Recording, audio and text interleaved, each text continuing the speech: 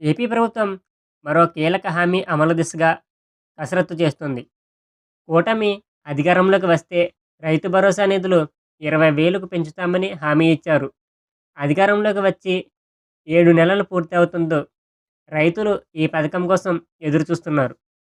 ప్రభుత్వం తాజాగా ఈ పథకం కింద ఎంతమంది రైతులకు నిధులు జమ చేయాల్సి ఉందని లెక్కలు తేల్చింది. కాగా కేంద్రం పీఎం కిసాన్ సమ్మాన్‌తో కలిపి ఈ పథకం నిధులు జమ చేయాలని భావిస్తుంది. వచ్చే నెలలో అమలు చేసేందుకు ప్రయత్నిస్తున్నారు. తాము అధికారంలోకి వస్తే ప్రతి రైతుకు ఏటా 20,000 చొప్పున ఆర్థిక సాయం చేస్తామని కూటమి నేతలు హామీ ఇచ్చారు. గతంలో రైతు భరోసా పేరుతో వైసీపీ ప్రభుత్వం అమలు చేసిన ఈ పథకానికి అన్నదాత సుఖీభావగా పేరు మార్చారు. అయితే ఈ పథకం కింద వచ్చే నెలలో అందించాలని నిర్ణయించినట్లు సమాచారం.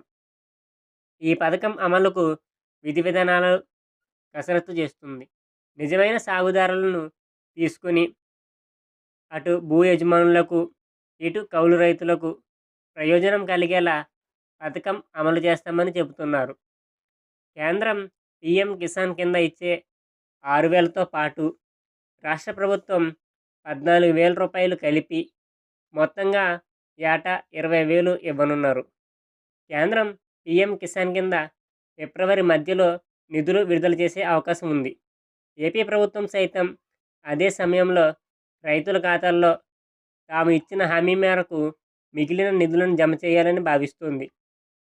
ఈ మేరకు ఆర్థికంగా సర్దుబాటుపైన ఫోకస్ చేసింది. రైతులు ఈ పథకం కోసం ఎదురు చూస్తుండటంతో అమలు ప్రక్రియ మరింత వేగవంతం చేస్తుంది. తాజాగా జరిగిన మంత్రివర్గ సమావేశంలో ఈ మేరకు నిర్ణయం తీసుకున్నారు.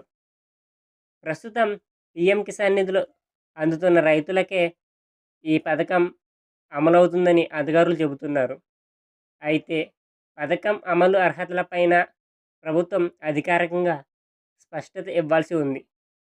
ఈ వీడియో మీకు నచ్చినట్లయితే లైక్ చేసి మన ఛానల్ని ఇప్పుడే సబ్స్క్రైబ్ చేసుకోండి.